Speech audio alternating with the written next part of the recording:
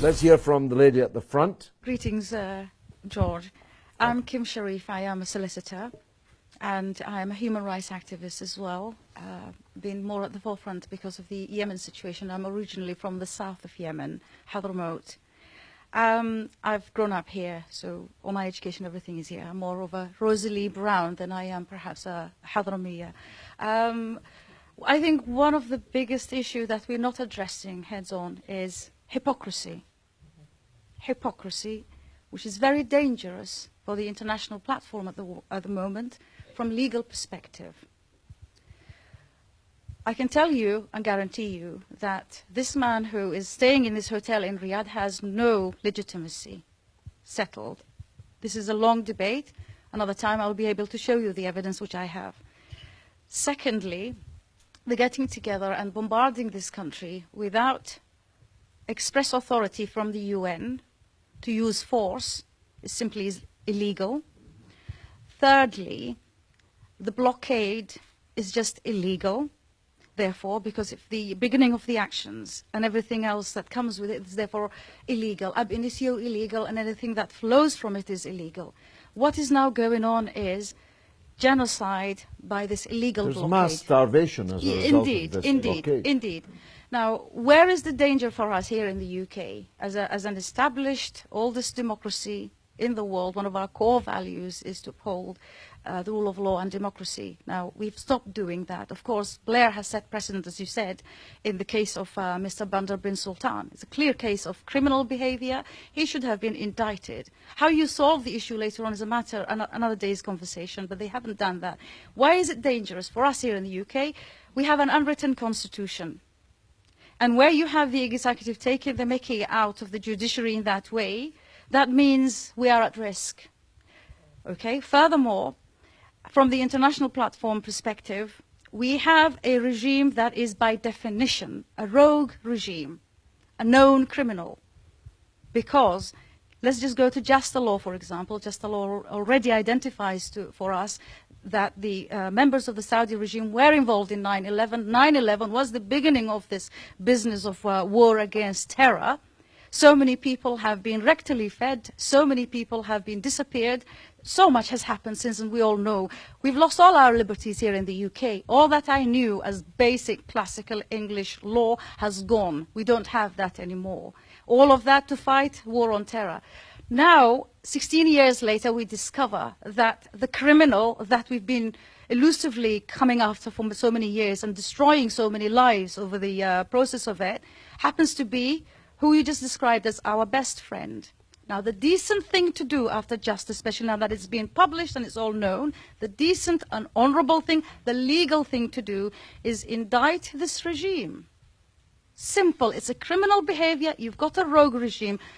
Once you have a rogue regime, by definition, under international law, it is illegal to sell them weapons. Under international law, under European law, and the UK law. And for your information, there is a case going on right now, brought to court by CAT, Campaign Against Arms Trade. And that is challenging the UK government's legal position vis-à-vis selling weapons or continuing to sell weapons to the Saudi regime in light of the Yemen situation. The problem that we are not addressing head-on is that this parliament has got us involved in a war without parliamentary approval. So there's so much more that I can tell you. There's so much hypocrisy and illegality going on, which is very, very dangerous for international relations, because we now have a system of absolute chaos, as simple as that. And what rules is rogue regimes like the Saudi regime that is supplying terrorism to the world. It is, because Talibans are Wahhabis, Al-Shabaabs are Wahhabis, Boko Haram are Wahhabis, Daesh are Wahhabis, Al-Qaeda are Wahhabis. Everybody who does this kind of butchering anywhere in the world is a Wahhabi. It's a fact.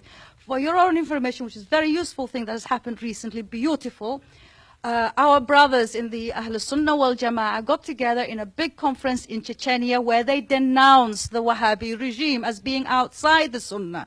If it is outside the Sunnah, therefore, by definition, it is outside Shia. Therefore, it is not within the fold of Islam. So to call the Saudi regime Islamic is actually wrong. And therefore, I I ask all civil societies and anyone who cares about this great country, which I love, it is my country, to stand up now and apply the law of this land and the law that we are obliged to comply with and apply, which is the international rules of law. To this day, we haven't actually Brexited. We are still within Europe. Therefore, we must apply these laws. And if we don't, then we are, by definition, criminals. If you aid and abet, if you know a known criminal, and you know he is a murderer, and then you go and give him knives and guns and bombs, what do you think he's going to do with it? Play with it in the garden? No, he's going to go and murder people. So by law, under English law, you are aiding and abetting a very serious crime, and you are a criminal. Now, by definition, from what is going on in the world today, we in Britain are really in a very, very dangerous and frightening situation. I ask my fellow Brits to stand up and say, let's restore the integrity of this parliament and the system of this country, and let's be what we used to be and stop playing with criminals and known hoodlums like the Saudi rogue regime. That's a butcher.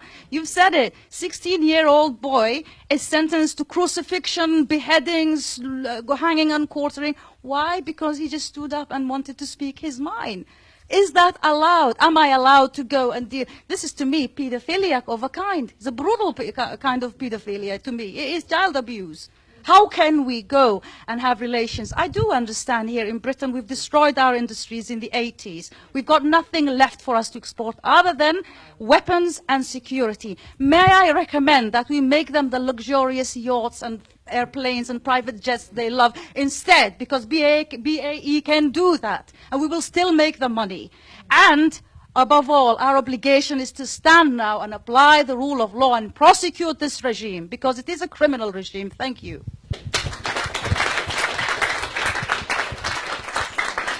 Madam, in the 5 years I have been making this show, that was the best contribution from any audience member that I have ever heard, and I'm going to make a prediction to you. Over the next days, you're going to be a YouTube sensation, and millions of people are going to watch it.